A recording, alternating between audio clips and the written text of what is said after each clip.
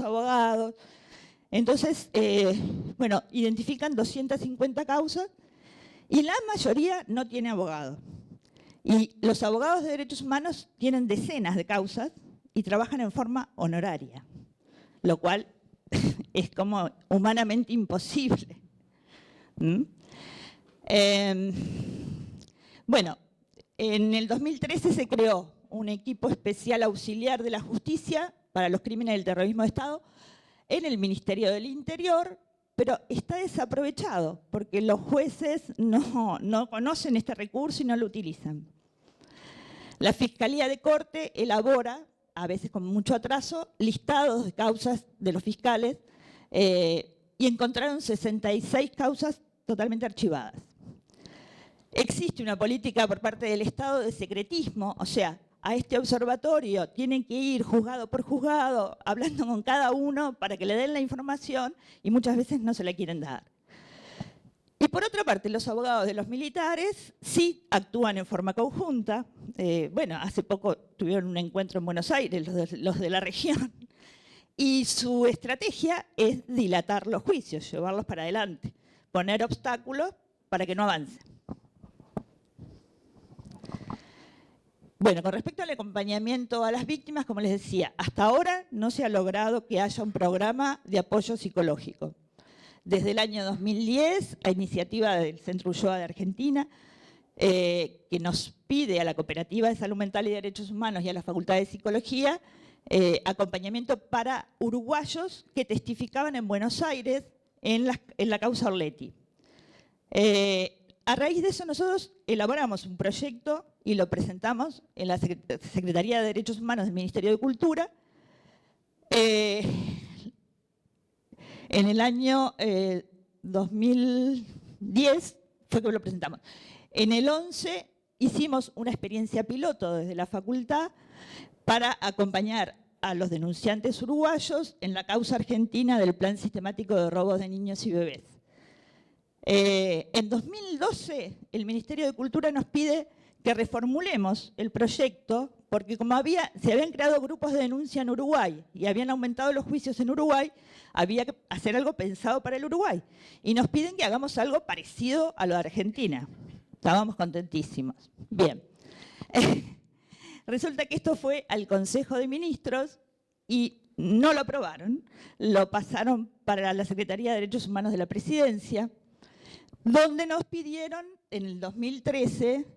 que le bajáramos el presupuesto porque era muy caro. Lo bajamos a la cuarta parte y hasta el día de hoy no hemos conseguido financiación. Bueno, para mostrar un poquito la mirada internacional sobre el proceso de Uruguay, hay un informe del experto Pablo de Graef, relator de ONU, de este año, que con respecto a la búsqueda de justicia destaca que fueron las víctimas, los familiares y las asociaciones de derechos humanos quienes impulsaron las iniciativas de verdad, justicia, reparación y garantía de no repetición. O sea, nunca hubo una política de Estado conjunta, global, decidida, bueno, como ha sido la Argentina, por ejemplo. Señala que, como algo terrible, de que son los peritos forenses los que tienen que dar pruebas de que la víctima está dañada, lo cual consideramos que es absolutamente erróneo. O sea, el Estado los dañó y ahora les pide que den pruebas de que están dañados. Es como una locura.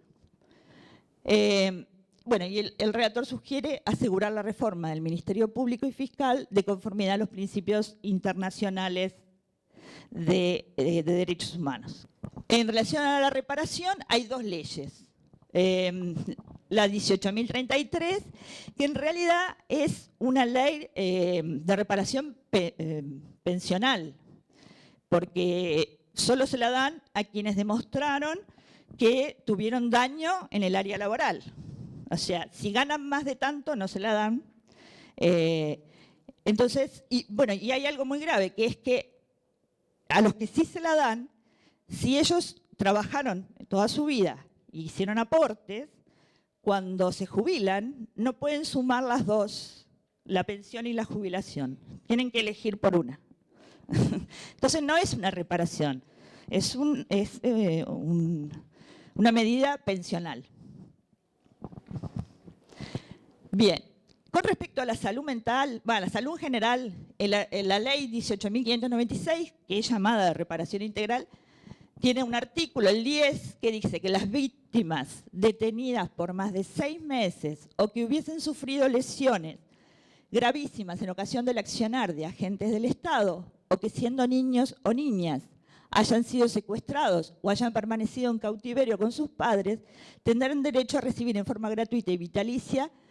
si así lo solicitaren, prestaciones médicas que incluyan la asistencia psicológica, psiquiátrica, odontológica, farmacológica, que garantice su cobertura integral de la salud en el marco del Sistema Nacional Integrado de Salud. O sea, que, bueno, en Uruguay hay básicamente 2 grandes sistemas, el sistema público, que está en ACE, y el sistema privado, que son las mutualistas. Y eso está funcionando bastante bien. O sea, si la parte médica, ¿no? Si la mutualista no hace un estudio, ACE se lo provee a las víctimas, ¿no? O les da una medicación que la mutualista no les da. Eso funciona bastante bien. La reparación en salud mental. A ver, bueno, con Miguel y otros colegas, desde los años 80 trabajamos en una ONG, Servicio de Rehabilitación Social, SERSOC, donde atendimos a las personas afectadas por el terrorismo de Estado. En el 2009, SERSOC decidió de que con un gobierno de izquierda no tenía sentido hacer eso desde una ONG, que lo tenía que hacer el Estado.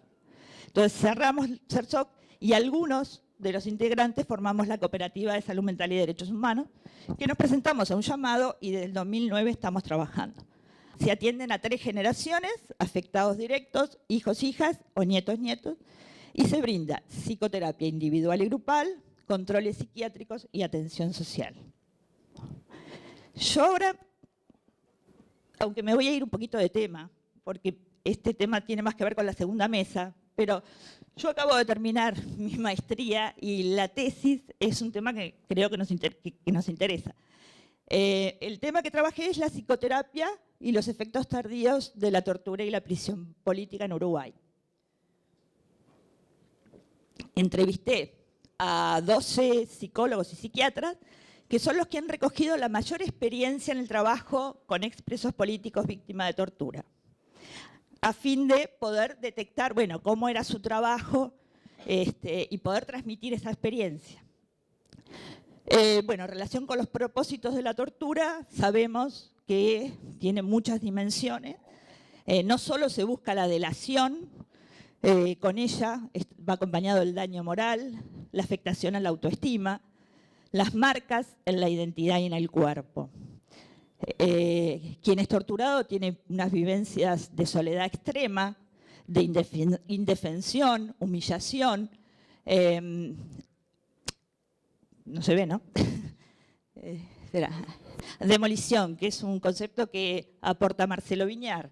donde, bueno, el yo se desarma. El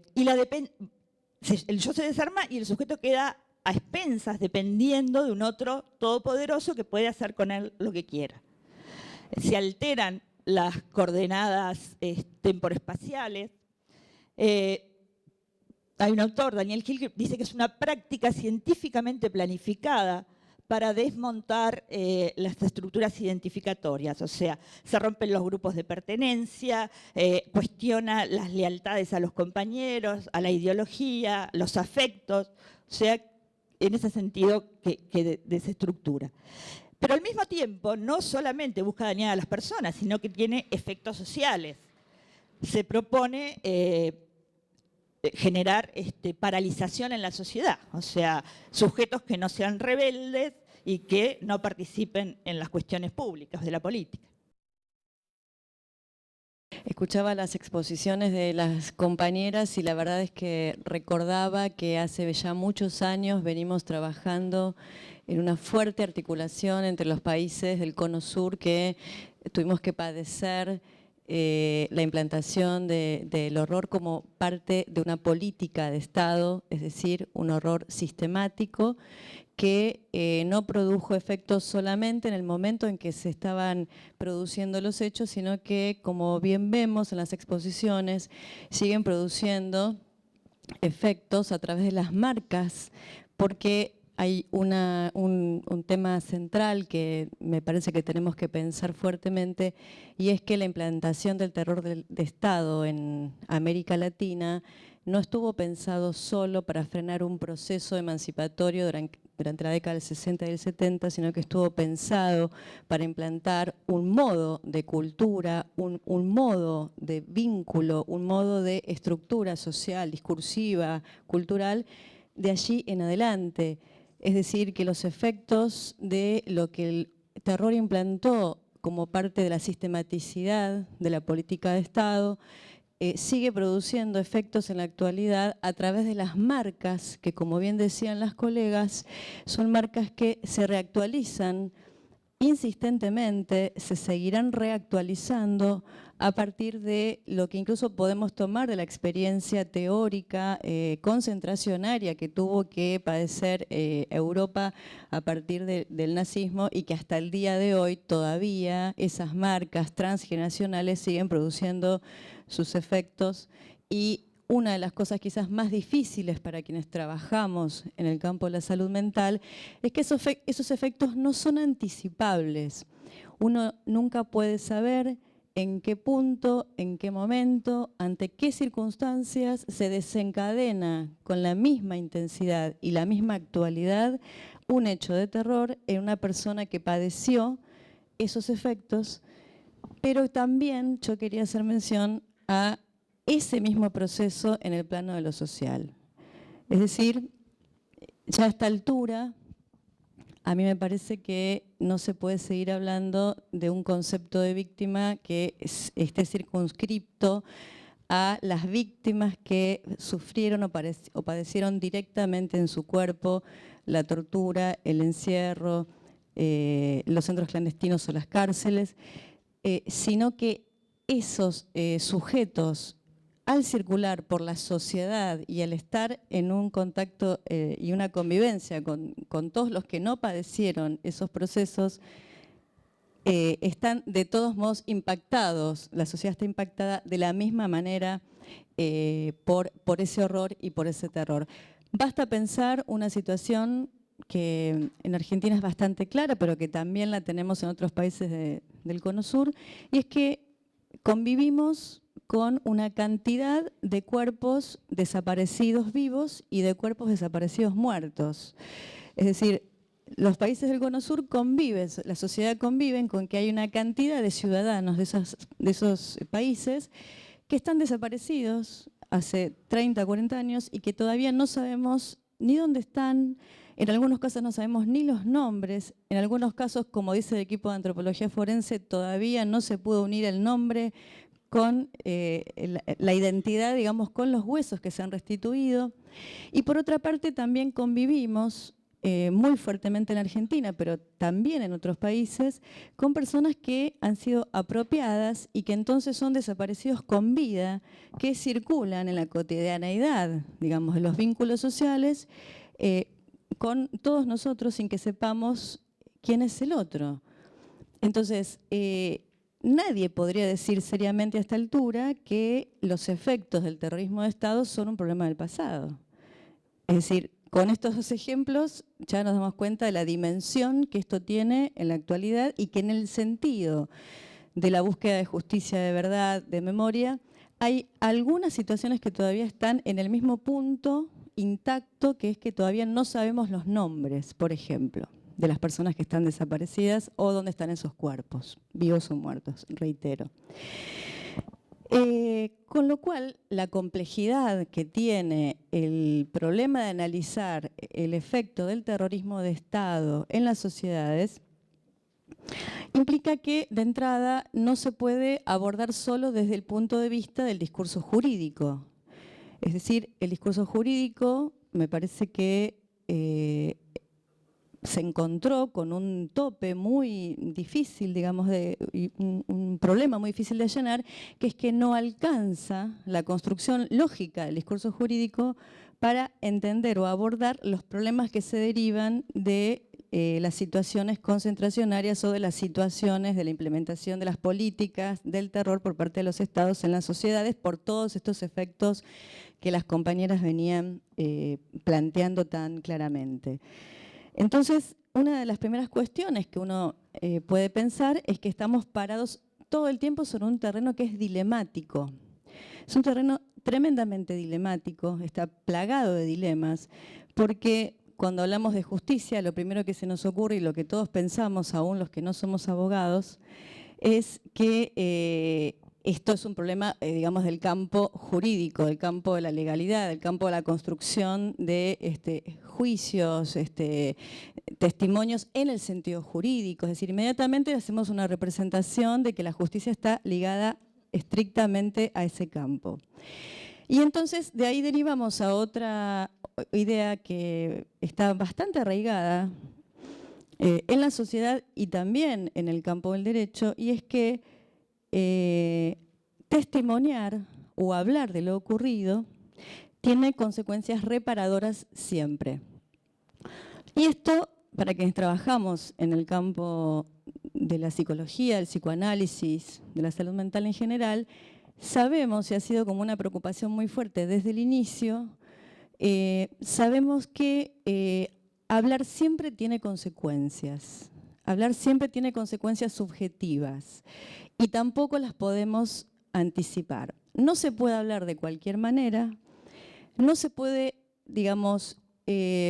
tirar del horror más de lo que el horror puede, no se puede extremar, digamos, el concepto del horror poniendo a hablar, digamos, algo que si justamente estamos hablando del horror, sabemos también por definición teórica que el horror es imposible de ser traducido al lenguaje. Entonces, estamos justamente parados en esa situación complicada que es, bueno, sabemos que tenemos que poner a hablar el horror,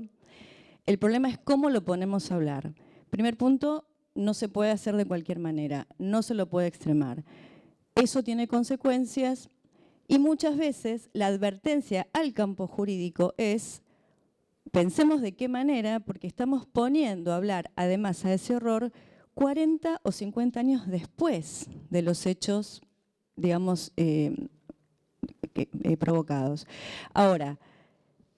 desde ya que desde el discurso jurídico, en base a la lógica procesal que existe del discurso jurídico para juzgar crímenes, incluso estos crímenes de lesa humanidad, implica apelar a una palabra, una verdad, un hecho que, por supuesto, como también decían acá las compañeras, está centrado en una verdad que es fáctica, en una verdad que es objetiva, en una verdad que no admite diferencias entre un testimonio y otro, una verdad que no admite confusiones en la temporalidad de los hechos que se van a relatar, cuando sabemos, por otra parte, nosotros que esa temporalidad, justamente por estar centrada en episodios extremadamente traumáticos, que entonces, como decíamos recién acá, tampoco sabemos muy bien cuando una persona declara si lo que está diciendo, digamos, de hecho lo vemos en los relatos en los juicios muchas veces, es decir, la temporalidad que cobra ese relato es una temporalidad extraña, es una temporalidad en donde cuando un testigo habla, empieza a relatar en un tiempo verbal y en el medio del testimonio pasa a relatar en otro tiempo, que es un tiempo que se actualiza a medida que va hablando y luego vuelve. Es decir, es un tiempo que se torna prácticamente inaudible en el sentido de que es atemporal, que vuelve a poner al sujeto frente a esos hechos y que entonces vuelve a paralizarlo,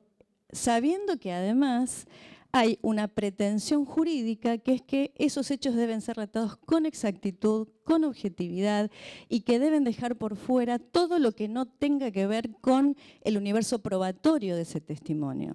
Eso es, digamos, pensarlo así es darse cuenta que les pedimos casi un imposible a las personas que fueron víctimas y son testigos en los procesos judiciales, excepto que podamos entender en un discurso que esté en interlocución con el discurso jurídico que esto puede llegar a ser un proceso verdaderamente reparador en la medida en que estos cuidados y esta y este entendimiento de qué es lo que se está juzgando o qué es lo que se está poniendo a hablar sea algo que podamos construir como nuevo discurso, digamos, entre el campo del derecho y el campo, digamos, de la salud mental. Digo salud mental porque quiero hacer un posicionamiento bien amplio de este tema, de este problema. Por otra parte, es cierto que Argentina estuvo, como se mencionaba ayer en la mesa, hoy estuvo a la cabeza en América Latina, digamos, de los procesos de justicia y cómo se, digamos, pone a juzgar estos crímenes. Por supuesto, es algo donde Argentina ha dado un puntapié inicial fundamental. Pero yo también quiero aclarar una cosa que me parece importante, y sobre todo ahora recordando lo que las compañeras decían y contando un poco los procesos sociales que se fueron dando en América Latina, que las víctimas de los países del Cono Sur vienen dando su declaración y sus testimonios hace muchísimos años, vienen pensando y vienen golpeando puertas al Estado hace muchísimos años, y que si bien es cierto que lo que se puso en marcha en los procesos judiciales es una dimensión del testimonio, que es un testimonio jurídico, es decir, tomado fundamentalmente por el universo probatorio de los hechos, los testimonios de las víctimas del Cono Sur vienen produciéndose desde hace décadas, es decir, han dado su declaración ante cual instancia pudieron, a partir de que fueron liberados o que pueden empezar a relatar estos hechos o a denunciarlos. En el exterior, con los juicios que se desarrollaron en el exterior, en las comisiones de verdad, en los organismos de derechos humanos, en la presentación de habeas corpus que producían en el momento en que desaparecían sus familiares. Es decir, han dado testimonio muchísimas veces y hay todo un derrotero testimonial que nosotros, cuando pensamos en la aplicación de políticas públicas por parte de los estados para ver cómo vamos a trabajar esa dimensión de los testimonios, si queremos producir políticas públicas serias, digamos, que contemplen la magnitud de lo que estamos juzgando, no se puede ni por un minuto olvidar, no podemos olvidarnos quienes trabajamos en estos temas, de todo ese recorrido previo. Porque en ese recorrido previo, los testigos, las víctimas, no solo declararon, sino que además fue puesta en cuestión la veracidad de su palabra ante el Estado. Es decir, el Estado puso en cuestión esa palabra al no juzgar o al juzgar y luego, por ejemplo, como ocurrió en la causa 13 en la Argentina, con el juicio de las juntas, que sobrevino después de las sanciones penales, sobrevino una cantidad de leyes de impunidad que legitimaron finalmente la impunidad, y que esto en términos jurídicos tiene una dimensión, pero en términos subjetivos hemos escuchado muchas veces a las víctimas decir: es como si el Estado no me hubiera creído. Es como si yo hubiera estado haciendo el esfuerzo de memoria, de testimonio, de relato, con todo esto que decíamos recién, lo que significa hablar del horror, volver a contar, volver a transitar,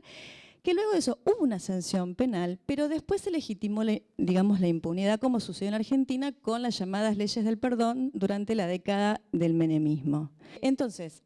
efectivamente, ese costo que tuvo para los sobrevivientes haber tomado valientemente la decisión de declarar y que luego desde el Estado se haya propuesto una política de perdón o de olvido o de increencia, por llamarlo de algún modo. Bueno, les creemos, pero de todas maneras no alcanza esa creencia para que efectivamente se condene. Ha tenido un efecto que también se actualiza cuando trabajamos en la actualidad con las víctimas.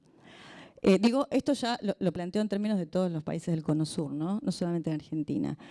en donde entonces hay un elemento que para mí es central cuando vamos a hablar o tenemos que ponernos a pensar el problema de los juicios, de los testimonios, de lo que significa, digamos, plantear este problema de la verdad, la memoria y la justicia y la reparación, estos 4 conceptos,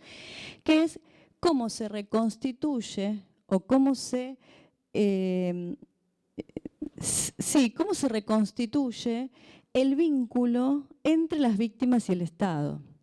Es decir, cómo se arma un lazo que está roto por efecto de lo que ocurrió, en primer lugar por la paradojal situación de que son víctimas del terror de Estado, ahora reparadas por el Estado, y que eso de entrada plantea un problema casi de lenguaje, digamos, ¿no? Pero que efectivamente, si no se produce la reconstrucción de ese lazo entre las víctimas y el Estado, pensando, digamos, las vicisitudes por las cuales se transitó durante todos estos años y reconociendo la lucha sostenida y permanente que tuvieron los organismos respecto de la búsqueda de verdad, porque fueron quienes investigaron y muchas de las pruebas que se pueden hoy tomar en los juicios, digamos, tiene que ver también con cómo se reconstruyó de los organismos de derechos humanos de todos los países de América Latina, digamos, la verdad de los hechos. Uno cuando trabaja con víctimas sabe, los ve, lo cuentan, lo dicen, es decir, ellos no hay un día que no estén pensando, digamos, bueno, hay un dato nuevo, el alias de tal torturador, yo lo vinculé hoy con el nombre, pero siempre lo busqué. Y siempre cuando, y bueno, hace 30 años, entonces yo tengo el diario de los juicios al lado de mi mesa de luz cuando me voy a dormir, me decía una paciente, y bueno, yo todos los días lo repaso porque a lo mejor me olvidé de un dato. Es decir, ese trabajo memorístico, de reconstrucción permanente, de unir datos, de unir hechos, es algo que ni los organismos ni los sobrevivientes han dejado de hacer ni un solo día desde que ocurrieron estos hechos. Entonces, es muy importante pensar en las políticas de Estado incluyendo ese vínculo con esos organismos. En el plano de la asistencia a las víctimas, el proceso fue muy similar, porque justamente mientras se producían los hechos, digamos, de